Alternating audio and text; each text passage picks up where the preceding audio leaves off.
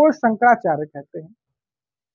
ये कहते हैं कि वही शंकराचार्य है, और इनका जो शंकराचार्य होना है ना, वो भी न्यायालय में चैलेंजेबल है। न्यायालय में चुनौती दिया गया है कि ये शंकराचार्य है कि नहीं है, इनका शंकराचार्य होना है या नहीं होना है, ये निर्णय न्यायालय को देना है। लेकिन ये जो शंकराचार्य हैं अविमुक्तेश्वरानंद साहब, कहीं ना कहीं इनकी बातें, इनके शब्दकोश कहीं ना कहीं कांग्रेसीकरण होते नजर आते हैं। ये स्वामी अविमुक्तेश्वरानंद हैं, इनके जो गुरु साहब थे जगत गुरु स्वामी स्वरूपानंद, वो उन पर भी कांग्रेसीकरण होने के आरोप लगते रहते थे। ये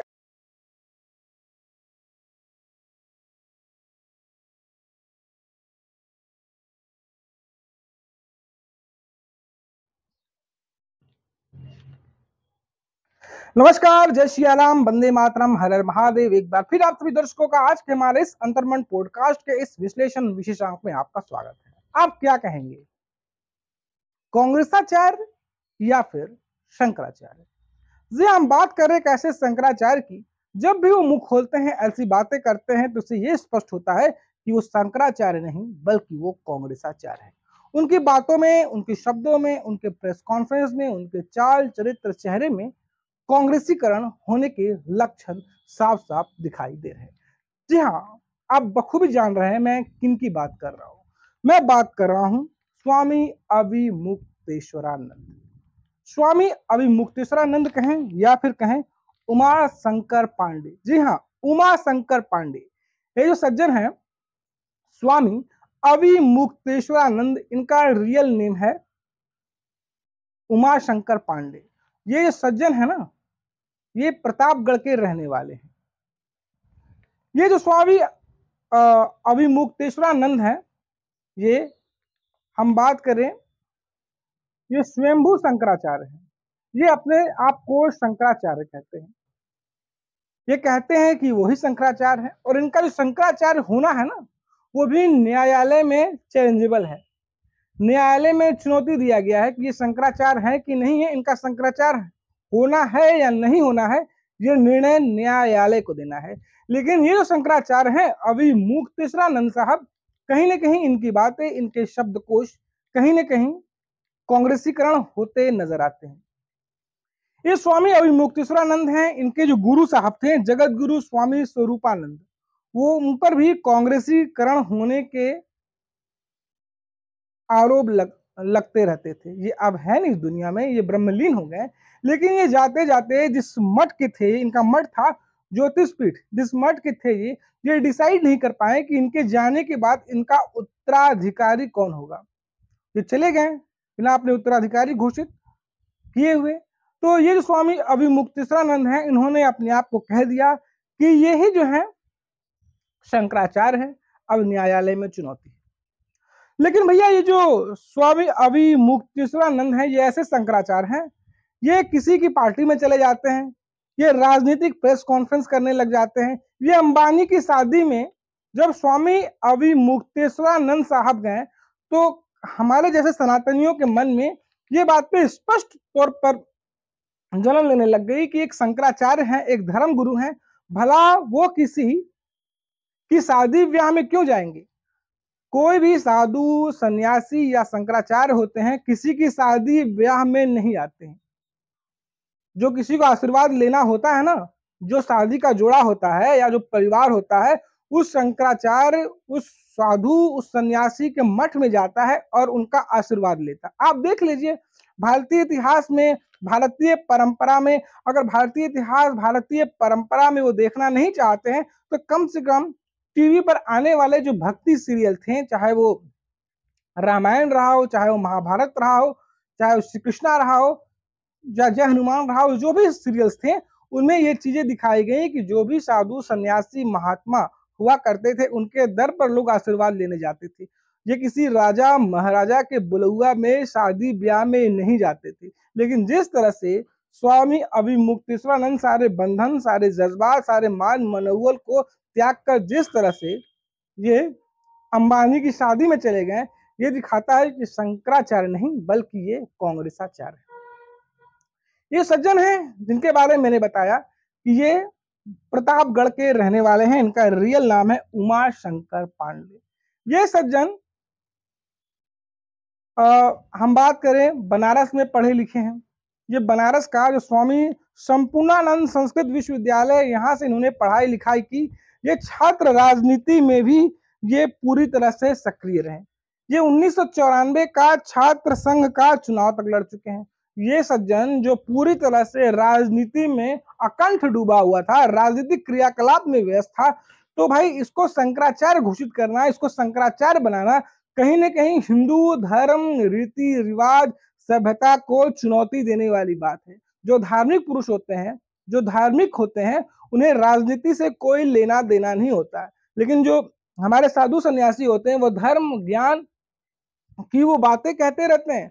जो राजनेता आते हैं, उन्हें धर्म की बातें बताते हैं कि धर्म संगत क्या है, तर्क संगत क्या है, धर्म के साथ समाज को कैसे जिया जा सकता है, धर्म को कैसे आगे लेके चलना है, धार्मिक तरीके से किस प्रकार प्रजा का पालन करना है, उस तरह की सीख और नीति देते रहते हैं। लेकिन ये सज्जन जो है, ये खुद विपक्ष की लड़ाई लड़ने को तैयार है।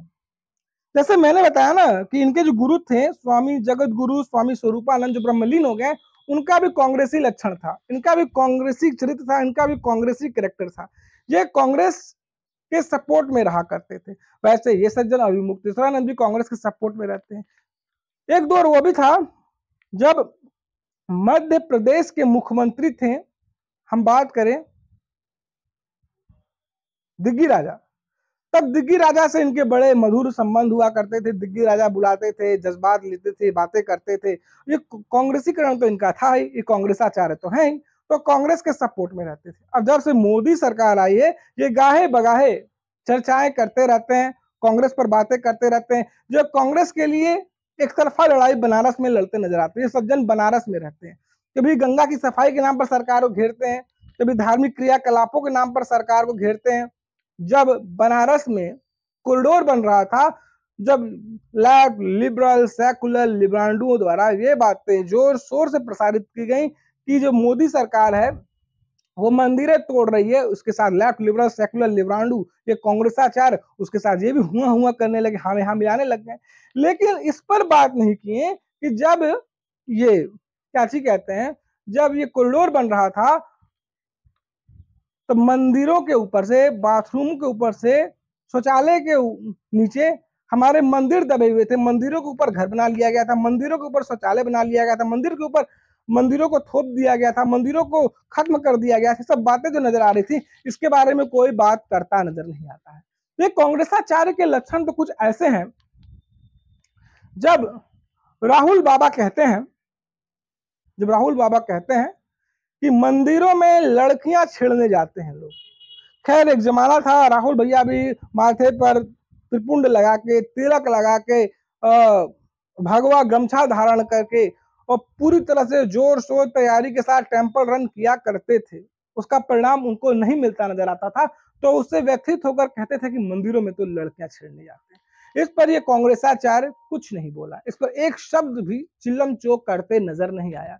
जब यही कांग्रेस का सहयोगी डीएमके स्टालिन का बेटा उदयनिधि स्टालिन कहता था कि सनातन धर्म कोड है, सनातन धर्म का समूल विनाश होना चाहिए, जैसे डेंगू मलेरिया का विनाश हो गया, सनातन धर्म का विनाश होना चाहिए, और जय स्वामी अभिमुक्तेश्वरानंद, तब इस पर कोई बातें करता नजर नहीं आता। सनातन धर्म का ही खा रहा, सनातन धर्म के नाम पर जी रहा है, और जिस तरह से हमारे शंकराचार्य लोग रहते हैं उस तरह से ये रहता है। ये स्वघोषित स्वयंभू शंकराचार्य, इस पर ये कोई बातें करता नजर नहीं आता। लेकिन हाँ, इसे नरेंद्र मोदी को घेरना हो, इसे सनातन धर्म को घेरना हो, उसके लिए हर तरह के क्रियाकलाप को ये आजमाने में कोई शंका तो कोई भ्रम इसे नजर नहीं आता। इसकी कहानी बहुत लंबी है, इसका चरित्र बहुत लंबा है, इसका चरित्र ये भी लंबा है।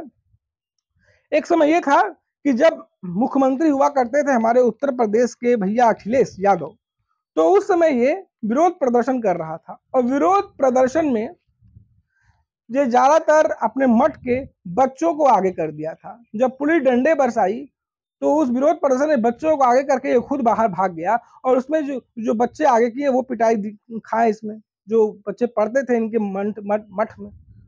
तो बाद में क्या हुआ कि जब बातें आगे फैली तो अखिलेश यादव ने इनसे माफी मांगी, तो अखिलेश यादव को इन्होंने माफ कर दिया। तो ये सब बातें भी, सब सारे चाल चरित्र नजर आते हैं।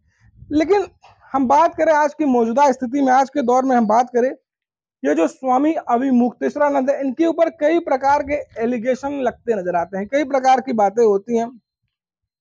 कहा जाता है कि इन पर कई तरह के आरोप प्रत्यारोप भी लगते हैं, कई तरह की चीजें हैं इन पर जिसकी मैं बात कर ही रहा हूं। कई तरह के आरोप है, प्रत्यारोप है, कई तरह की चीजों में संलग्न है, कई चीजों में ये संलिप्त नजर आते हैं। कुछ दिनों पहले अविमुक्तेश्वरानंद ने कहा था बातों बातों में, मृत कांग्रेस में जान फूकने के लिए, खैर मृत कांग्रेस में जान तो फूका ही गया है। ये कांग्रेस कहती है वो जीत गई है, वो कहते हैं भाजपा हार गई है। ये कांग्रेस 99 सीट जीतने वाली कहती है वो जीत गई है। ये कांग्रेस या गठबंधन 232 235 सीटें पूरी लोकसभा में लेकर आई, कहती है जीत गए। और भाजपा 240 अकेले सिंगल पार्टी इनसे ज्यादा मत लेकर आई है, पूरी एनडीए गठबंधन 290 प्लस ये हार गई है। तो ये जो स्वामी अविमुक्तेश्वरानंद है, इन्होंने कहा था कि हमारा जो मंदिर है केदारनाथ का, वहां से 228 किलो सोना चोरी हो गया है। इन्होंने ऐसा इसलिए बोला क्योंकि जो हमारा केदारनाथ है वो द्वादश ज्योतिर्लिंगों में महान है। वो उत्तराखंड है, उत्तराखंड में भाजपा की सरकार है, भाजपा को घेरना था। जब उनसे सवाल जवाब होने लगे, भैया कहाँ चोरी हुआ, कहाँ चोरी हुआ, कहाँ नहीं चोरी हुआ, इस तरह की कोई भी बात हो, इस पर कोई स्पष्ट जवाब वो देते नजर नहीं आए, फिर वो गोलमोल जवाब देते नजर आए। इन पर किडनैपिंग, किलिंग, तमाम तरह के आरोप प्रत्यारोप लोगों द्वारा लगाया गया, तमाम तरह की बातें हैं इनके ऊपर। ये सज्जन नहीं रुकते हैं। जब इसी महीने जनवरी के माह में जब अयोध्या में राम मंदिर का प्राण प्रतिष्ठा समारोह था, तो उस पर भी ये सवाल खड़े कर रहे थे, भैया ऐसा है वैसा है, यहाँ ऐसा हो गया, वहां वैसा हो गया, प्रधानमंत्री नरेंद्र मोदी को प्राण प्रतिष्ठा नहीं करनी चाहिए। और ये इस पर विरोध नहीं करते हैं कि जो सनातन धर्म का पालन नहीं करते हैं, जो सनातन धर्म के बारे में बोलते हैं कि सनातन धर्म कोढ़ है, मलेरिया है, डेंगू, इस प्रकार कोढ़, मलेरिया, डेंगू का समूल विनाश, सनातन धर्म का समूल विनाश होना चाहिए, उसको लेकर ये अन्यथा कोई बातें करते नजर नहीं आती। ये तो राहुल गांधी जी पर भी कुछ बोलते नजर नहीं आते, जिन्होंने कहा था कि मंदिरों में लड़कियां छेड़े जाते हैं, ये भी मंदिर की कमाई खा रहे हैं, जैसा कि मैंने पहले ही बोला। कुछ दिनों पहले हम बात करें, स्वामी गोविंदानंद सरस्वती इनके गुरु भाई हैं, इन्होंने इन पर एलिगेशन लगाया, इन पर आरोप लगाया कि ये जो स्वामी अविमुक्तेश्वरानंद है ना, ये फर्जी है, फ्रॉड है, ये पुष्ट ही नहीं है। इनका मामला न्यायालय में चल रहा है कि शंकराचार्य है या नहीं है। इन्होंने 228 किलो सोना चोरी होने वाले मामले पर भी इनको घेरा कि ये फर्जी बात फैलाकर, सावन का महीना लगने वाला है, सावन का महीना आ गया है, तो इस तरह से सनातनियों के बीच में ये जो मौजूदा सरकार है उसके खिलाफ एलिगेशन लगा रहा है। उन्होंने इन पर किलिंग, किडनैपिंग, फंड रेजिंग, तमाम तरह की बातों का इन्होंने जो गोविंदानंद सरस्वती हैं, स्वामी गोविंदानंद सरस्वती, तमाम तरह की बातें की। आप देख सकते हैं एएनआई ने इस खबर को कवर किया था। अगर वीडियो देखना चाहते हैं तो पूरी बातें आप देख सकते हैं। जैसे हमारे देश में जो शंकराचार्य हैं वो बहुत बड़ा पद है। स्वामी जो शंकराचार्य थे, आदि शंकराचार्य, वो देवता पुरुष थे, देवता रूपी थे, उन्हें हम देवता के रूप में पूजते थे। आदि शंकराचार्य की मंदिर पौराणिक मंदिर थी, आदिकाल की मंदिर थी, जम्मू कश्मीर में स्थित थी। उसको जिहादियों द्वारा जम्मू कश्मीर में तोड़ दिया गया, आज खंडर में तब्दील है। ये पूरा जम्मू कश्मीर का इलाका सनातनियों का इलाका हुआ करता था। आप सभी को पता है, इतिहास और अतीत की बातें क्या करें, वहां पे हिंदू कहाँ अपने अतीत को जानता है, हिंदू कहाँ अपने अतीत को समझता है, हिंदू कहाँ अपने अतीत को वर्तमान के साथ सामंजस्य बिठा के चलता है। हिंदू को क्या मतलब, हिंदू को तो सस्ता टमाटर चाहिए, हिंदुओं को सस्ता अनाज चाहिए। लेकिन हमारे देश का जो विशेष समुदाय है वो सस्ते अनाज पर नहीं मरता, वो सस्ती बातें नहीं करता। वो क्या करता है, जो मौजूदा दौर में देखने को मिला है, वो जब कावड़ियों का यात्रा निकलता है सावन के महीने में, जितने हमारे द्वादश ज्योतिर्लिंग है, जहां जहां ये कांवड़ यात्रा जाती है, वहां से वो कावड़ियों के थ्रू कमाना चाहता है। और आओ ताओ नहीं देखते हैं, कभी खाने में थूकता है, कभी पानी में थूकता है, कहीं ये मिठाई में सूसू करता नजर आता है। ये तमाम तरह की बातें हैं जो सोशल मीडिया, नेशनल मीडिया, तमाम तरह हर जगह पुष्ट है कि विशेष समुदाय का करतूत क्या है, कहानी क्या है, ये सबको पता है। जब इस पर लगाम लगाया जाता है और कहा जाता है कि यह सेग्रीगेट करना है, कौन विशेष समुदाय है, अपना नाम लगाए, अपना पहचान दिखाए, तब नाम पहचान नहीं दिखाते। तो हमारा न्यायालय भी वैसे ही है, न्यायालय भी इनके सपोर्ट में खड़ा हो जाता है। खैर न्यायालय जो है, कहते हैं ना, मोदी साहब ने कहा था कि सिस्टम इनके साथ है, एक सिस्टम है जो इनके साथ खड़ा है। ये सिस्टम ही है कि न्यायालय में सनातनियों का मुद्दा जाता है तो उसे सिस्टम जो है दरकिनार करने की कोशिशें करती है। मैं आपको उदाहरण देता हूं, आपने फिल्म देखी होगी,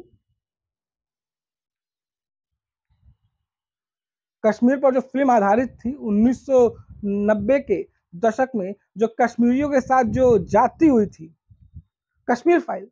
कश्मीर फाइल में वो जो एक्ट्रेस थी, जिसने कहा था सरकार भले ही उनकी हो लेकिन सिस्टम तो हमारा है, मतलब सिस्टम इनके साथ है। कहीं ना कहीं सिस्टम जो है, सरकार भले नरेंद्र मोदी की 10 साल से रही हो, इस बार भले गठबंधन की सरकार बनी हो थर्ड टाइम, लेकिन जो सिस्टम है जो आदि काल से, जो आजादी के बाद से वामपंथी, लेफ्ट, लिबरल, सेकुलर, लिब्रांडू, जो हिंदुओं को पिछड़ा दिखाने की कोशिश करता था और जो खाने पीने में मूतते हैं, थूकते हैं और जो हलाला जैसे कार्रवाई करते हैं, उनको इंशाअल्लाह उत्तम बताता था, वो सिस्टम है जो सिस्टम सनातनी के खिलाफ हमेशा से लगा।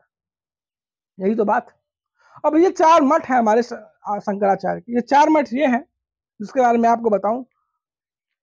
बद्रिकाश्रम ज्योतिर्मठ बद्रीनाथ जो उत्तराखंड में है, दक्षिण का श्रृंगेरी मठ तमिलनाडु में है, पूर्व का जगन्नाथपुरी जो हमारे उड़ीसा में है, और पश्चिम का द्वारका हमारे गुजरात में। 4 पीठ है आदि शंकराचार्य के, आदि शंकराचार्य ने बनाया था। ये 4 पीठ है हमारे। और रही बात स्वामी अविमुक्तेश्वरानंद की, तो स्वामी अविमुक्तेश्वरानंद ये बातें पुष्ट कर रहे हैं, ये बातें स्पष्ट कर रहे हैं कि इनके में कांग्रेसाचार के लक्षण पूरी तरह से विद्यमान है। मैं अगर मेरी बातें स्वामी अविमुक्तेश्वरानंद तक जा रही है, क्या जरूरत है ये कांग्रेसाचार्य कहलाने की इनको? ये कांग्रेस का पट्टा पहन ले गर्दन में, कांग्रेस का पट्टा पहन ले, चुनाव लड़ ले। चुनाव लड़ने में क्या जा रहा है? ये भारत का संवैधानिक अधिकार है कि भारत में हर कोई चुनाव लड़ सकता है। क्यों पीठ पीछे लड़ाई करते हैं सरकार? अविमुक्तेश्वरानंद जी उर्फ उमा शंकर उपाध्याय जी, उमा शंकर उपाध्याय जी उर्फ स्वामी अविमुक्तेश्वरानंद या स्वामी अविमुक्तेश्वरानंद या उमा शंकर उपाध्याय जी, आप नरेंद्र मोदी के खिलाफ बनारस में प्रत्याशी खड़ा करते हैं, वो चुनाव लड़ता है और नोटा से भी कम वोट आपको मिलता है। आप गाय के नाम पे सियासत करते हैं कि नरेंद्र मोदी सरकार में जितने ये मांस सप्लाई करने वाले हैं वो ज्यादातर भाजपा के शासनकाल में हो रहा है। वो ज्यादातर जो मीट मछली नहीं खाने वाले वो जैनी हैं। इस तरह की बातें लोग करते हैं, वो गाय की राजनीति करते हैं, गाय को राष्ट्रीय पशु घोषित करने का ये विड़ा उठाने का जगह जगह पोस्टर बनारस में मैंने देखा है, जगह जगह, और नीचे अविमुक्तेश्वरानंद की तस्वीर लगी है। वो सनातनियों को फ्रॉड में फंसाने की कोशिश करते हैं। सनातन धर्म के नाम पर कहीं ना कहीं कांग्रेस के एक मूलभूत एजेंडा को यहाँ पर विकसित करने की बात करते हैं और उसका काम भी करते हैं। तो स्वामी अविमुक्तेश्वरानंद, मैं आपसे जानना चाहता हूं, इंदिरा गांधी जी सत्ता में जब बैठी थी तब कालपात्री महाराज ने संसद को घेरने की कोशिश की थी। वो इसलिए संसद को घेरने की कोशिश कर रहे थे और बात मनवाना चाहते थे कि गायों का वध खत्म होना चाहिए, गाय का वध नहीं होना चाहिए। ये जो काऊ का जो मांस है, काऊ गाय की हत्या नहीं होनी चाहिए। और उससे कुछ दिनों पहले हमारी इंदिरा गांधी जी कालपात्री महाराज के पास गई थी और उनसे ये प्रॉमिस की थी कि वो सत्ता में आएंगी तो गाय का वध नहीं होगा, लेकिन वो वादे से मुकर गई। तो उनको याद दिलाने के लिए कालपात्री महाराज और काफी साधु संत और सन्यासियों का एक जमावड़ा लेकर वो संसद को घेरने की कोशिश किए थे। वहां पर इंदिरा गांधी ने गोली बरसाई थी और संतों की मौत हो गई थी। क्या स्वामी अविमुक्तेश्वरानंद शंकराचार्य या फिर कांग्रेसाचार्य, क्या कभी वो इस पर बात करेंगे? क्या इस पर कभी लानत मलानत देंगे? और जिस कांग्रेस की वो कारगुजारी में, जिस तीमारदारी में लगे हुए, क्या इस पर भी एक शब्द बोलेंगे? क्या इस पर भी कोई बातें कहेंगे? वो नहीं कहेंगे। हो सकता है कि मेरा वीडियो देखने के बाद जो कांग्रेस जो कांग्रेसाचार्य के भक्त हैं और जो दिन रात कांग्रेस के गीत गाते हैं, कांग्रेस की उन्माद में लगे रहते हैं, कांग्रेस में अपने अब्बा और बब्बा मैया बप्पा नजर आते हैं, उन्हें तो अथक पीड़ा होना तो यहाँ पर लाजमी नजर ही आएगा। तो दोस्तों, आपको हमारा विश्लेषण कैसा लगा, आपको हमारी ये बातें कैसी लगी, आप जरूर बताएं। जिनको अच्छी लगी लाइक शेयर सब्सक्राइब कर दीजिएगा, जिनको बुरी लगी वो गालियां रसीद कर दीजिएगा, मर्जी आपकी है। तो फिर मिलते हैं किसी नए विश्लेषण के साथ, तब तक के लिए नमस्कार, जय श्री राम, वंदे मातरम।